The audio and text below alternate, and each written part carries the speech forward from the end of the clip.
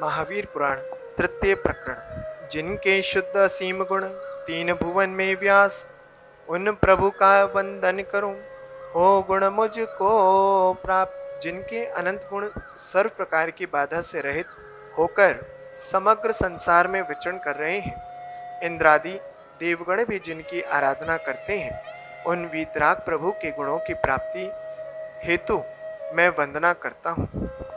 मगध देश में राजगृह नाम का एक विख्यात नगर है। उस नगर में शांडिल्य नाम का एक ब्राह्मण रहता था। उसकी पत्नी का नाम पारासिरी था। उसके गर्भ में उसी मरीचि के जीव का पुनर्जन्म हुआ। उसका नामकरण स्थावर हुआ। वह वेद वेदांग इत्यादि मिथ्या शास्त्रों का पंडित हुआ। उसी प्रकार पूर्व के मिथ्या संस्कार के वश उसने परिव्राजक अर्थात त्रिदंडी दीक्षा धारण की। उसने तप आदि भी किया। उसी कुतप के फल से मृत्यु होने पर वह महेंद्र स्वर्ग में देव हुआ। उसकी आयु 7 सागर की हुई एवं वह थोड़ी संपदा का उपभोगी भी हुआ। उसी नगर में विश्वभूति नाम का राजा था, जिसकी रानी का नाम खोजन नैनी था। पुनः वही महेंद्र स्वर्ग का देव खोजन रानी के गर्भ से विश्वनंदी नाम का पुत्र हुआ। वह बड़ा पुरुषार्थी एवं शुभ लक्षणों वाला था। विशाखभूति राजा का छोटा भ्राता था। उसकी लक्ष्मणा नाम की पत्नी थी। उसके विशाखनंद नाम का पुत्र उत्पन्न हुआ। एक समय की घटना है कि शरद ऋतु के बादलों को देखकर राजा विश्व विभूति को एकाएक वैराग्य उत्पन्न हो गया। उन्होंने अपने मन में विचार किया कि कैसी आश्चर्य की बात है कि ये बादल क्षण भर में ही विलीन हो गए। इसी प्रकार मेरी आयु एवं यौवन आदि सारी संपदाएं भी नष्ट हो जाएंगी, इसमें संदेह नहीं। अतएव शरीर क्षीण होने के पूर्व ही मोक्ष प्राप्ति के लिए अहर्निश तप करना चाहिए। ऐसा विचार कर वह राजा सांसारिक विषयों से अत्यंत विरक्त होकर दीक्षा धारण करने के लिए प्रस्तुत हो गया। वैराग्य भावना के उग्र होते ही एक दिन उसने अपना राज्य छोटे भ्राता को सौंप दिया और अपने पुत्र को युवराज पद दे दिया। इसके पश्चात अपने गृह से निकलकर वह लोक वंदनीय श्रीधर मुनि के समीप दीक्षित हो गया। उसने बाह्य अभ्यंतर समस्त परिग्रह का परित्याग कर अन्य 300 राजाओं के साथ मन वचन काय की शुद्धता से मुनीश्वर पद धारण किया। उस संयमी ने ध्यान रूपी खड्ग से नाम एवं मोह रूपी कर्म को परास्त कर शेष कर्मनाश के उद्देश्य से तप आरंभ किया। किसी सुखद ऋतु के समय युवराज विश्वनंदी अपनी रानियों के साथ क्रीड़ा कर रहा था। इतने में ही विशाखानंद आ पहुंचा। लौटकर उसने अपने मन की बात राजा विशाखभूति से कही कि यदि विश्वनंदी का क्रीड़ा उद्यान उसे नहीं मिला तो वह घर छोड़ देगा। पुत्र की ऐसी बात सुनकर राजा ने कहा, हे बेटा धैर्य रख, मैं शीघ्र ही उस उद्यान को तुझे दिलवाने का प्रयत्न करता हूँ। एक दिन राजा ने विश्वनंदी को बुलाकर कहा, हे राज्य भार मैं तुम्हें सौंपता हूँ। आज से मैं अन्य राजाओं द्वारा किए गए उपद्रवों को शांत करने के प्रयत्न में लगूंगा। मुझे तुम पर आक्रमण करना पड़ेगा। किंतु विश्वनंदी ने उत्तर दिया, हे पूज्य, आप शांतिपूर्वक यहाँ निवास करें। मैं स्वयं उन उपद्रवियों को परास्त करूंगा। इस प्रकार राजा की आज्ञा लेकर विश्वनंदी अपनी पूरी सेना सहित चल पड़ा। इधर राजा विशाखभूति ने अपने पुत्र को विश्वनंदी का उद्यान सौंप दिया। आचार्य का कहना है कि ऐसे मोह का धिक्कार है जिसके लिए मनुष्य को अशुभ से अशुभ कार्य करने पड़ते हैं। जब उद्यान के रक्षक द्वारा भेजे गए दूत से यह समाचार विश्वनंदी को मिला तो उसे बड़ा दुख हुआ। उसने सोचा, आश्चर्य है, काका ने मुझे दूसरी ओर भेजकर मेरे प्रति विश्वासघात किया है। काका का यह कार्य प्रेम एवं सद्भाव से बाधा पहुंचाने वाला है। वस्तुतः वह कौन सा बुरा कार्य है जिसे मोही पुरुष नहीं करते हैं। इस प्रकार अपने चाचा के प्रति विश्वनंदी की दुर्भावना बढ़ती ही गई। वह विशाखानंद को मारने के लिए तत्पर हो गया एवं क्रोध से तमतमाता हुआ अपने उद्यान की ओर गया। जब यह समाचार विशाखानंद को मिला तो वह भयभीत होकर वृक्षों की आड़ में छिप गया, किंतु वहां भी उसके प्राण संकट में पड़ गए। विश्वनंदी ने एक वृक्ष को उखाड़ लिया एवं उसे लेकर उसे मारने के लिए दौड़ा। विशाखनंद भागता हुआ एक खंबे की आड़ में जा छिपा।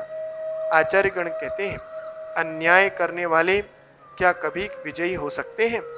उस बलवान विश्वनंदी ने उस स्तंभ को मुष्टि का घात से चूर्ण विचूर्ण कर दिया एवं विशाखनंद को परास्त कर दिया। पर थोड़ी देर बाद जब पराजित विशाखनंद को दीन की भांति देखा, तब विश्वनंदी के मन में दया का भाव उदय हो गया। उसने सोचा, धिक्कार है इस जीवन को, जिसमें अपने भोगों के लिए भ्राता की भी हत्या करने के लिए मनुष्य तत्पर हो जाता है। यदि इन अगणित भोगों से तृप्ति नहीं मिली, तो भला इस नगण्य भोग के लिए अपने भ्राता का वध करने से क्या लाभ? ये भोग मान भंग करने वाले होते हैं, अतः स्वाभिमानी पुरुष को इनकी आकांक्षा नहीं करनी चाहिए। ऐसा विचार कर विश्वनंदी ने उस उद्यान को विशाखानंद को दे दिया। उसे तो एक प्रकार से वैराग्य हो गया था। वह राज्य संपदा को त्याग कर संभूत गुरु के समीप गया।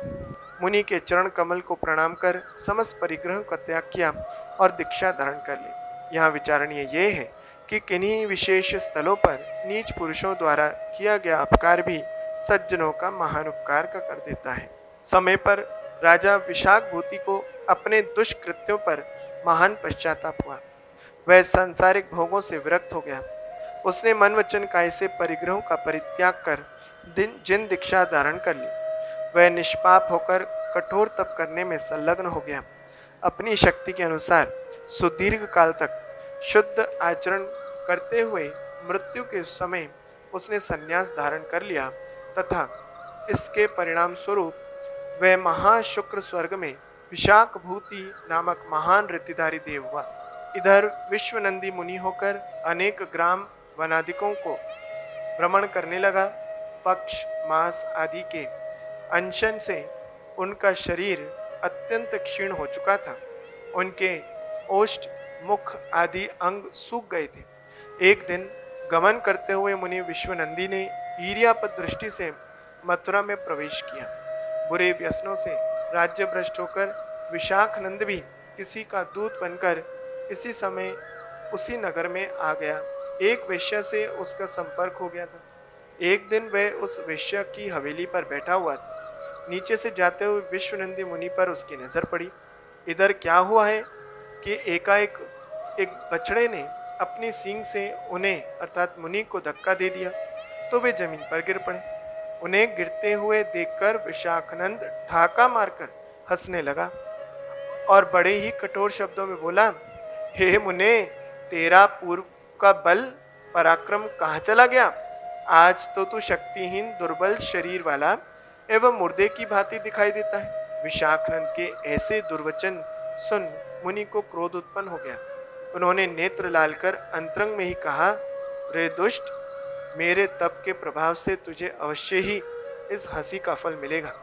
यही नहीं, तेरे मूल का ही नाश निश्चित है। इस प्रकार उसके विनाश करने की भावना से प्रेरित होकर उसकी निंदा की। ऐसा निदान बंद कर वे मुनि समाधि पूर्वक मरण कर परित्याग कर दिया। इस तप के प्रभाव से 10वें स्वर्ग में उसी स्थान पर वह मुनि देव हुए जहाँ विशाखभूत देव हुआ था। यहाँ उसे 16 सागर की आयु प्राप्त हुई। उन दोनों देवों ने उत्तम सप्त धातु रहित शरीर को धारण किया। वे विमानों में बैठकर सुमेरु पर्वत तथा नंदीश्वर आदि द्वीपों में श्री जिनेन्द्र भगवान की भक्ति भाव से पूजा करते थे तथा भगवान के गर्भ कल्याणक में भी जाते थे। अपने पूर्वोपार्जित तप के प्रभाव से वे अपने अपनी देवियों के साथ सुखपूर्वक रहने लगे। इसी जम्बूद्वीप के सुरम्य देश में पोदनपुर नाम का एक विशाल नगर है। वहाँ के प्रजापालक राजा का नाम प्रजापति था। उनकी रानी थी जयावती। रानी के गर्भ से विशाखभूति का जीव स्वर्ग से चयकर विजय नाम का बलभद्र हुआ और उसी राजा की दूसरी रानी मृगावती से गर्भ से विश्वनंदी नाम का स्वर्ग से जीव चयकर त्रिपृष्ठ नाम का महाबल नामवान नारायण हुआ। वे दोनों ही भ्राता चंद्रमा के वर्ण की भांति शुभ कांति वाले थे। वे शास्त्रज्ञ, अनेक कलाओं में निपुण, न्याय मार्ग में लीन थे।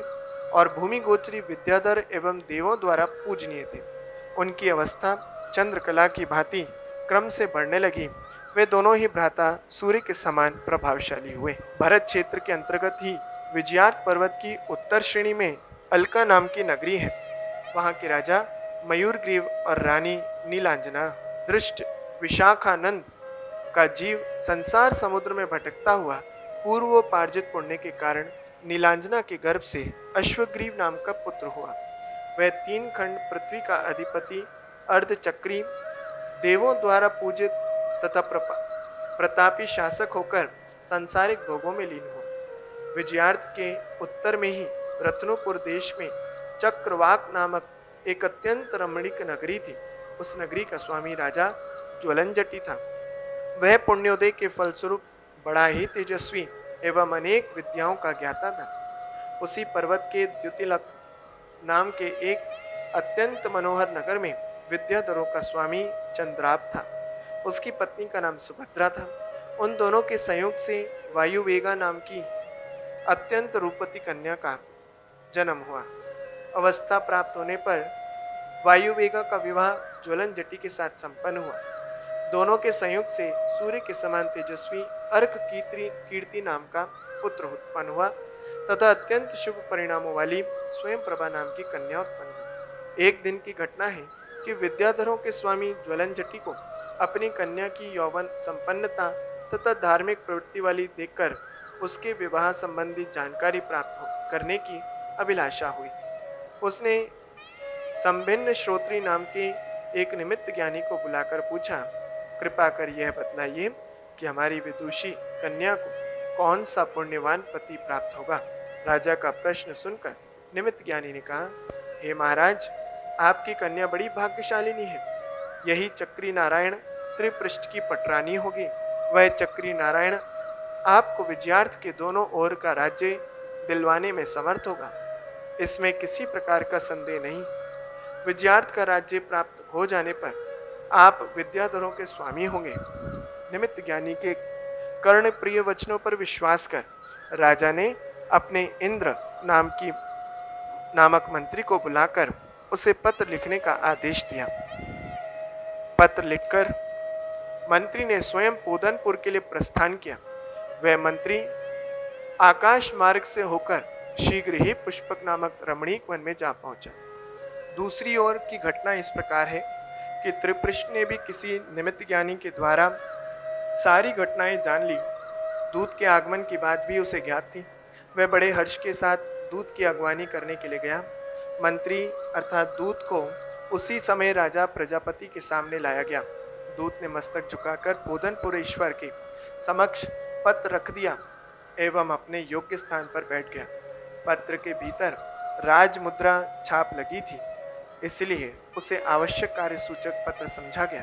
राजा ने तत्काल उस पत्र को पढ़ने की आज्ञा प्रदान की। पत्र खोलकर पढ़ा गया।